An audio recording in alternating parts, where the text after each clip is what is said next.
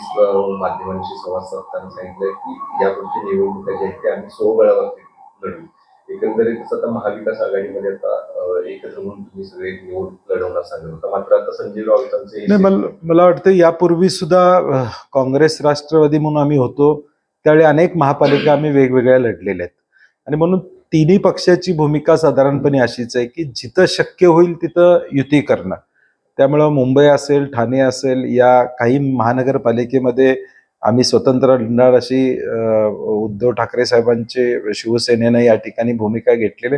प्रत्येकाला पक्ष वाढवायचा त्यांचा अधिकार आहे आणि म्हणून आमच्या वरिष्ठ आम्ही सगळे एकत्र बसू आणि त्यामध्ये आम्ही धोरण ठरवू की जिथं शक्य होईल तिथं युती होणारच आहे. म्हणजे आता कोल्हापूरचा विचार केला तर इथं आमची युती व्हायला काय अडचण येईल असं मला वाटत नाही आणि म्हणून जिथं शक्य होईल राज्यामध्ये तिथं आम्ही युती करू. जिथं शक्य नाहीये तिथं आम्ही स्वतंत्र लढू. उद्या पोस्ट पोल अलायन्स देखील होऊ शकतो. प्रीपोल अलायन्स झाला नाही तर अनेक ठिकाणी झालेला आहे आपला पोस्ट पोल अलायन्स देखील. आणि स्थानिक स्वराज्य संस्थेत हजारो कार्यकर्ते इच्छुक असतात आणि त्यामुळं विधानसभेला आपण बघितलं किती इच्छुक होते आणि स्थानिक स्वराज्य संस्थेत तर जास्त असतात. त्यामुळं वेगळं लढण्यामुळं महाविकास आघाडीमध्ये कुठं फूट पडली असं नाही. महायुतीचं देखील आता वक्तव्य ऑलरेडी आलेलंच आहे पूर्वी की जिथं शक्य असेल तिथं युती करणार मुख्यमंत्र्यांनी जाहीरपणे सांगितलेलं आहे आणि तो स्थानिक पातळीवर निर्णय देणार असं महायुतीने पण सांगितलं. तर महाविकास आघाडीत फूट, महाविकास आघाडीत आमकं असं काही नाहीये. प्रत्येक पक्षाची भूमिका आहे आणि ती भूमिकेला आम्ही घेऊन पुढे जाणार. तर शिवसेनेने ही भूमिका त्यांची मांडली. काँग्रेस म्हणून मग तुमची पुढच्या काळामध्ये काही भूमिका असणार आहे का? स्वबळावरती जर लढायचं मिळालं तर तुमची तयारी नाही. शेवटी मी म्हटलं तसं पक्ष, काँग्रेस पक्ष हा मोठा पक्ष आहे आणि आमची ताकद जिथं आहे तिथं स्वबळावर लढायला लागलं तर आम्ही स्वबळावर निश्चितपणे या ठिकाणी लढू. आणि म्हणून मी म्हटलं तसं प्रीपोल अलायन्स काही ठिकाणी होतील, काही ठिकाणी पोस्ट पोल अलायन्स होतील. उद्या कदाचित भविष्य काळात मुंबईमध्ये पोस्ट पोल अलायन्स देखील होऊ शकतो भविष्य काळात. आणि म्हणून मला वाटतं आमचे मुंबईचे अध्यक्ष वर्षाताई असतील किंवा नाना पटोले जे असतील हे पक्षांची चर्चा करतील. आता 22 तारखेला खरं कळेल. 22 जानेवारीला जी सुप्रीम कोर्टात तारीख आहे त्यानंतर निवडणुका लागणार का, आणि निवडणुका लागल्या तर महापालिका, जिल्हा परिषद, नगरपालिका, नगर परिषद अशा सगळ्या निवडणुका आहेत.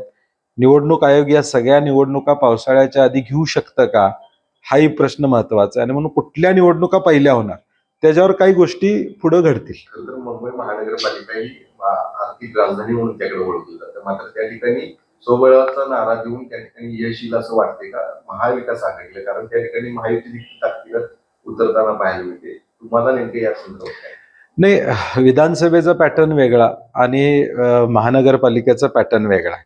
महानगरपालिकेमध्ये पूर्वी सुद्धा काँग्रेसचं प्राबल्य हे मुंबई महापालिकेमध्ये राहिलेलं आहे. उद्धव ठाकरे साहेबांचंही प्राबल्य त्या ठिकाणी राहिलेलं आहे. आणि म्हणून लोक आता गेल्या 4 वर्षामध्ये प्रशासकाच्या कारभाराला या राज्यातले जनता कंटाळलेले आहे.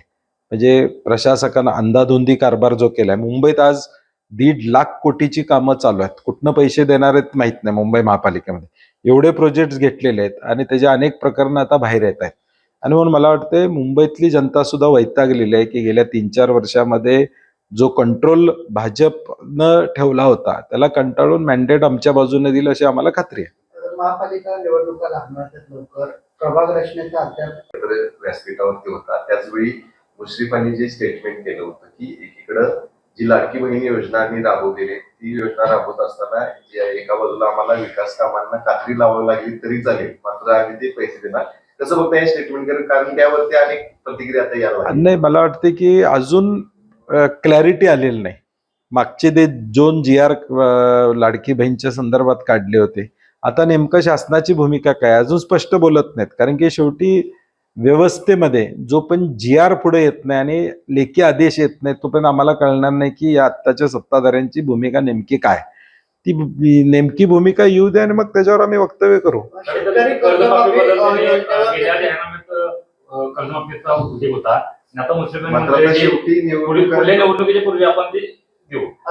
तारीख दिलेली नाही.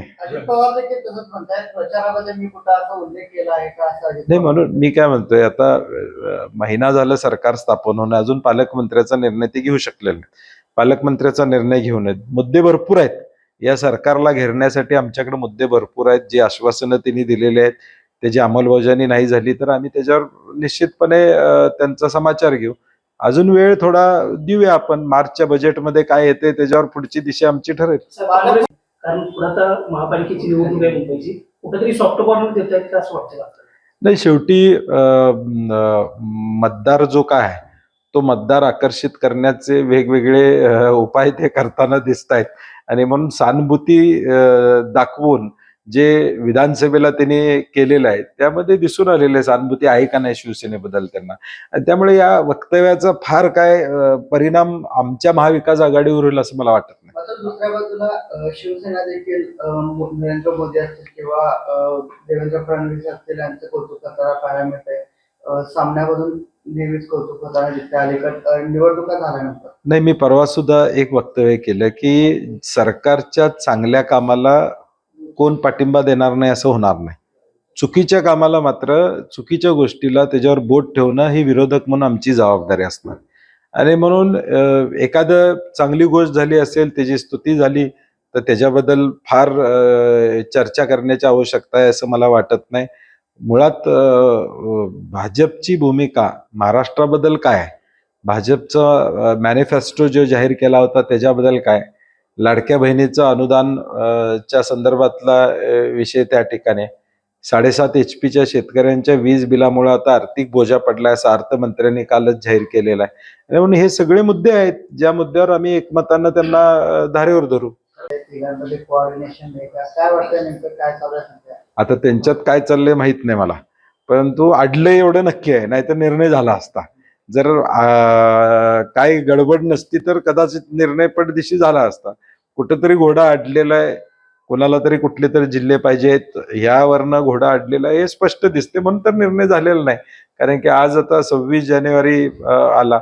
या वर्षीच्या राहिलेला अखर्चित निधी खर्च झालाय का नाही प्रत्येक जजिल्ह्याचा आम्हाला माहित नाही. मार्चच्या आधीचा जिल्ह्यातला प्रत्येक निवडणुकीच्या आधी सगळे मान्यता, प्रशासकीय मान्यता दिल्या होत्या. परंतु डिसेंबर नंतर आचारसंहिता उठून आता 2 महिने झाले. त्यानंतर हा मार्च पर्यंतचा निधी खर्च झाला का त्याचा आढावा कोणी घेतलाय माहित नाही. म्हणून मला वाटतंय एक संविधानिक पद आहे, हे ताबडतोब त्या ठिकाणी नेमणुका व्हाव्यात आणि जिल्ह्याच्या विकासाला गती मिळावी अशी आमची काँग्रेस म्हणून अपेक्षा आहे. अंतर्गत कारवाई करण्यात आलेली आहे. आता काही वेळापूर्वी ही कारवाई करण्यात आली आहे.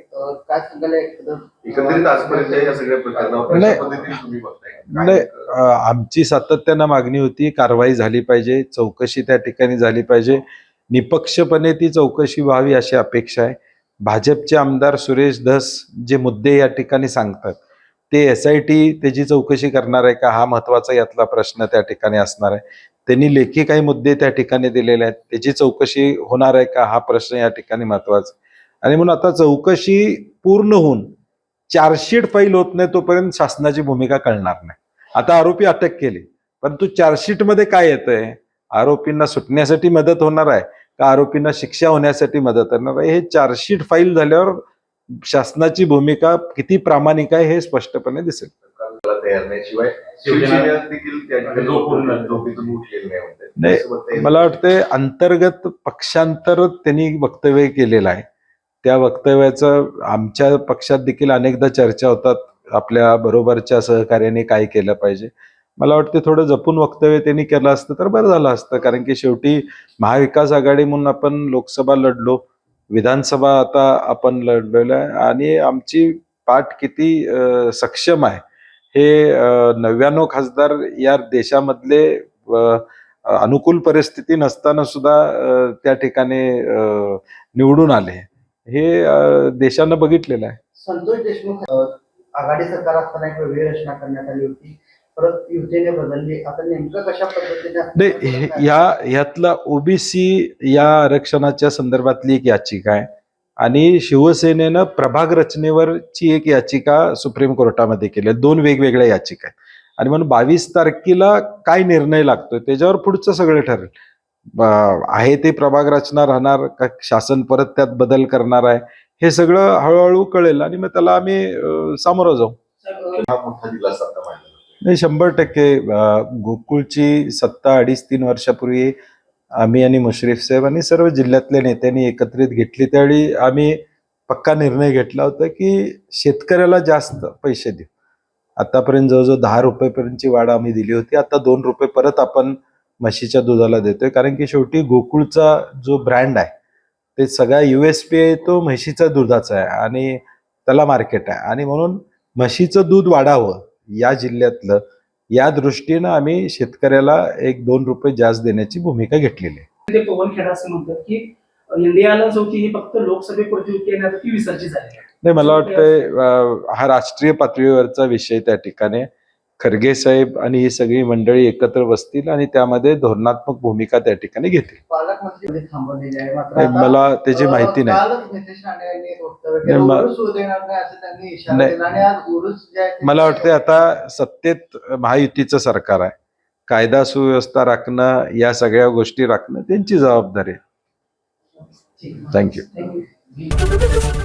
एबीपी माझा, उघडा डोळे बघा नीट.